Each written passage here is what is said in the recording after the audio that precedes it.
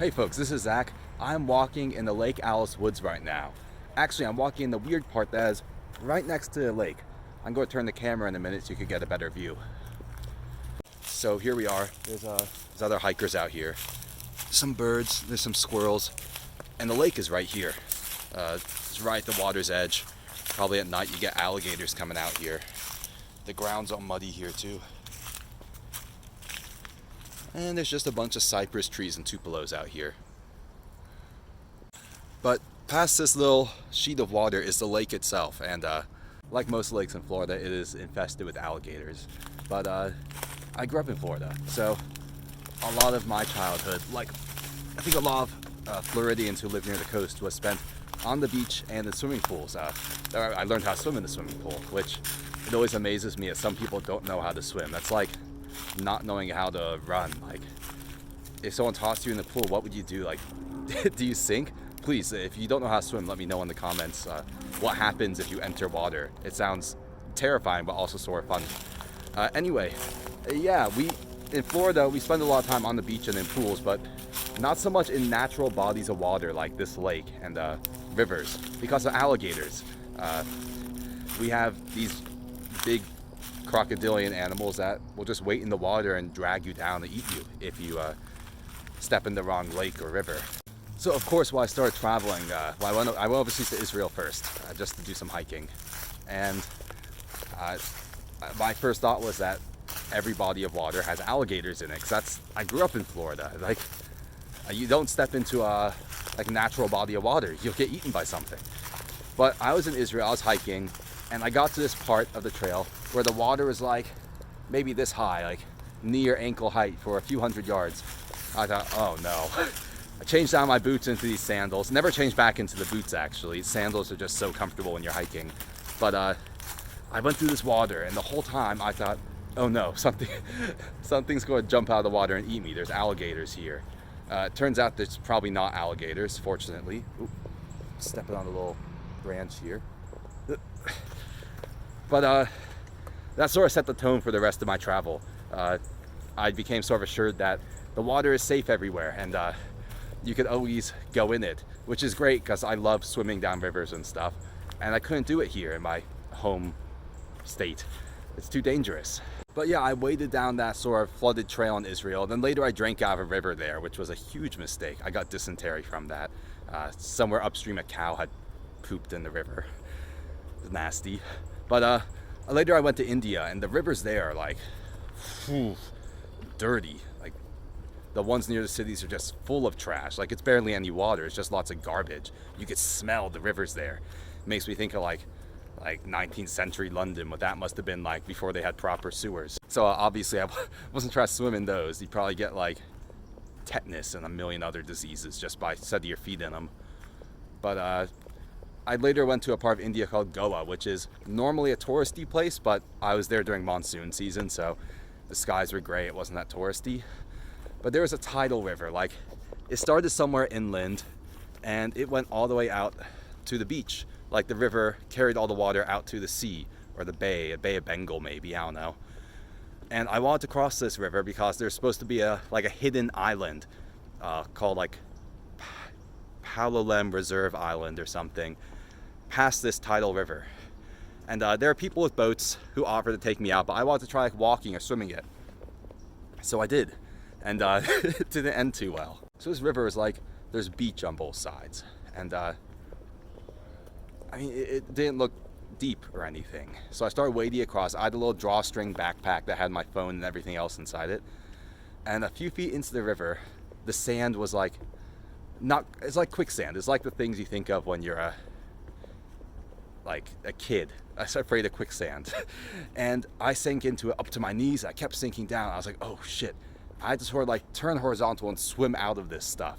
Because I guess the river had been running over sand for so long that the water got like under the sand, so the sand was like you'd sink into it. I don't know how dangerous that was. I'm sure someone could help me out, but the upside of it was that my phone got water in it. I had to get a new phone after that. But the next day, or 2 days later I think, I was back at that river trying to cross it again. Anyway, I was trying to cross this river, and the second day I came back and I had my phone still inside the same backpack, but wrapped inside a few plastic bags so it wouldn't get water in it. I did cross the river. I swam across it. It was a really strong current, so it sucked me down like 100 yards downstream. But I ended up on this weird abandoned island. I don't know if it was abandoned because it was monsoon season or what, but there were monkeys in the trees. First time I ever saw monkeys in the wild. And I had to swim again to get to this place called the Palolem Reserve Island, which was like, I got there, it had like a big gate up that said like, warning, guarded by dogs and stuff like that. So I didn't actually get to hike through it, but it was like right off the coast of India, which was really cool.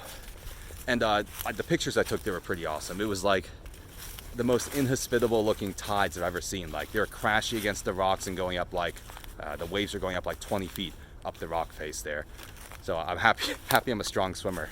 But after that, I stayed out of the water for quite a long time, until I was in Bali with my girlfriend at the time. And Bali's just all beaches, and lots of surfers and stuff, lots of swimmers. I decided to go swimming on the beach while she was, I think, petting a dog. There are people who have these tiny little dogs there. They're like, I don't know what they're called. It starts with a P. I think it's, yeah, Pomeranian. They have like a mini or toy Pomeranian that's like the length of your forearm. It's adorable. Looks like a little cotton ball. But she was petting one of those, and I went for a swim. And soon I started realizing, oh, the shore looks really far away. I started swimming towards it, and I was still getting farther and farther away from the shore. I thought, oh shit, I'm in a riptide. And in a riptide, which is just like a current that drags you away from shore, you're supposed to swim sideways so you get out of the current. But it's sort of, you panic a bit because while you're swimming sideways, you're still getting dragged farther and farther away from the shore.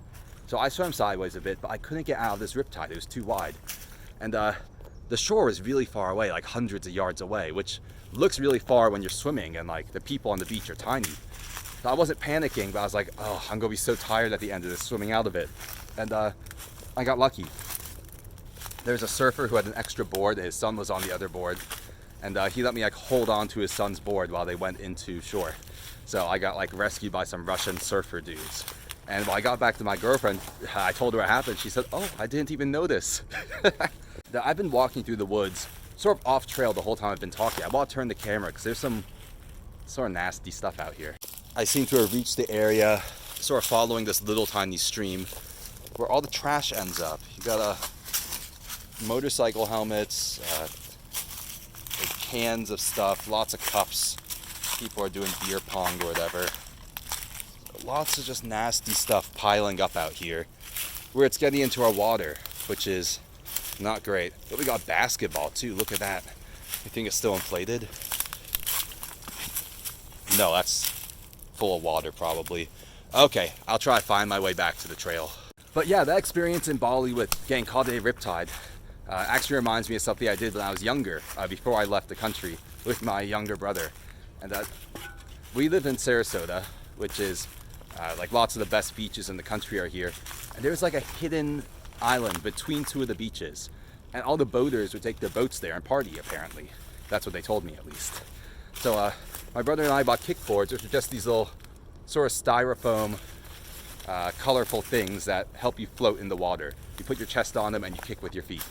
And we said, okay, we're going to swim out to this island and party with the partiers, or whatever. I think it was my fault because I estimated the current wrong, and we started a bit too close to the island because the current was taking us past the island. So we were kicking really hard. My brother is saying stuff like, well, if there's sharks in the water. I was like, no, don't say that. Don't say that. Be courageous or whatever. And actually looking back on it, it's more likely there were alligators in the water. But we didn't have any trouble with that, but we got swept past the island by the current. Like, we were swimming as hard as we could, and the current was so strong, it just took us right past this island. And fortunately, we sort of swam closer to the shore and managed to climb up the ladder on someone's private dock, then walk back to his car, which was nice. Otherwise, we could have been swept out to sea, and you don't want that to happen. It's like a riptide, I guess. Same thing. You're just like trying to not get swept away from where people can find you. But later on, I ended up teaching English in a part of Indonesia, the Borneo part of Indonesia. It's sort of a weird geography. Indonesia has thousands of islands. Borneo is one big island, but 3 countries have divided into their own segments. But I was in the southern part of Borneo that's controlled by Indonesia. Taught English there for a year, which was interesting. There's lots of different cultures there. Lived across from a mosque for 11 months. It was actually, I'm not allowed to say how loud it was. Someone got put in prison there for 2 years for saying it was noisy. But anyways, I was there, and they have this big river there, 700 miles long, called the Kapuas River, or Sungai Kapuas. And well, actually, I do want to go back there at some point. Ooh, my foot's in the water. I want to go back there at some point and raft down this river. I'll be like one of the first foreigners to raft down this river. But that's in the distant future when I have money for visas and stuff. But this river actually came through the town I was at. The town I was staying in was called Pontianak, and it was the mouth of the river. The river started way up in the center of Borneo, in the jungles, in the mountains and stuff, and it came all the way down to this town called Pontianak, where it went into the sea. And you think of a river, you probably think like clear or blue or maybe even green. This river was brown, and not the brown of like tannins and like leaves that fall in the water and release chemicals like tea. We get that here. Even the water here, I'm going to turn the camera. The water here is sort of clear, but it also has a little tint of brown to it because leaves will fall in the water and release chemicals, sort of like tea leaves that turn the water a different color. You can still see through it, but it has a tint to it. But this river in Borneo, the Kapuas River, was brown like garbage and dirt and clay were in it. And I have lots of fun stories from it, actually, because I lived there for a year. Then I stayed there a bit longer trying to cycle across the island, and it didn't really work. 2 weeks out, I got robbed in a jungle in my sleep. Nothing like guns pointing at me. But I still got some good stories from it. So you'd be walking down the street in the center of town. I'm sinking into the ground right now. And they have these sort of open drainage canals in the town. Drainage was always an issue. I talked to a senator there, and they were like, "Drenasi, yes, drainage. We need to fix it because when it rains, sometimes like there'd be like a few inches of water on the road, which sounds like a little, but it's a lot when you try to drive through it or bike through it." I eventually, when I was cycling across Borneo, I went through this town. I forget the name. It was near this mountain I climbed, and the water was like several feet deep. It was a big flood event where it's like the worst flood they've had in 50 years. And this town was right on the banks of the river. So everything was underwater. Like there was this old man who owned a bike shop. He had built a boat out of bicycle like wheels. He attached paddles to the bottom instead of the wheels. And he had it on top of a bunch of gallon jugs. And he'd just sit on top of this thing and he could like pedal down the river on this little like bicycle boat. But most people had to cross these towns, cross the flooded parts, including me. I had this crappy 50-pound bike. We paid everyone 60 cents, and we take our bike or a motorcycle onto this big raft, and a bunch of shirtless, muscular men would like pull the raft through the water with all of our vehicles on it to the other side, which was crazy. For the most part, though, I saw the Kapuas River was not flooding, and you'd walk through the town and see these drainage canals, and there are kids swimming in them. And these canals are full of garbage. Like as garbage ends up in there, people toss it in there. People use that water for all sorts of stuff. I imagine that if you grow up there, your stomach and like your organs and stuff are super strong. Like you will not get sick from eating any food or any drink. Like everyone in India told me, brush your teeth with purified bottled water and stuff. I'm sure people who grew up in Pontianak, they could brush their teeth with anything if they're using that river water. But yeah, there'd be kids swimming in these drainage canals, and in the sort of main river itself, the part that went under all the bridges, it's a pretty wide river, maybe a couple 100 yards across, and you have adult men bathing in it and swimming through it a bit. And I wanted to join them at one point, because I was like, it's been so long since I've been swimming in a proper river. Like I've been in a swimming pool here, but it was sort of crappy. So I stripped down, and I went swimming down this river, and everyone was telling me, like, they're telling me conflicting things, like, don't swim across, it's dangerous. There might be crocodiles, not alligators, crocodiles. It's much more dangerous. And a few of the men sort of swam with me, like under a bridge a bit further. And of course, you're swimming down the river, your face is near the water. I have a bit of a facial hair. Some water got in my mouth. I got sick for like 5 days after, just a little stomach bug. But later on, I was going out to visit one of the more remote areas. It's actually villages. Like, people there will live their entire life in the village, like working at farms and stuff. Actually, a person I was visiting runs like an improvement, not an agency. He sort of set it up himself, I guess, with a lot of the local women too. And they're like improving the crops, helping the farmers band together and sell things for better prices. One of the things he does is pay for the local kids to go to university on the condition that they come back for a year or two and teach some of the skills they learn to the local people. Oop, ow, just caught my leg on the thorns. Oop. But yeah, this village had the river going through it, and I wanted to swim down it because it was like a wild section of the river. There weren't any bridges and stuff. You had to get across it on a ferry boat, and there were some oil platforms sort of anchored in the middle of the river. They'd hold fuel. The boats would go there and fuel up, then drive, or I don't know what it's called when you drive a boat. They'd boat their way over to the capital island and get rid of the oil there. But so I swam in this river for like 2 hours, and people had told me there are crocodiles here, and other people would say, no, there's no crocodiles. The ferry boats are too loud. The motors are too loud. They won't stay here. And the whole time I was thinking, like, the river's only a few feet deep, sort of like up to my chest, sometimes a bit over my head.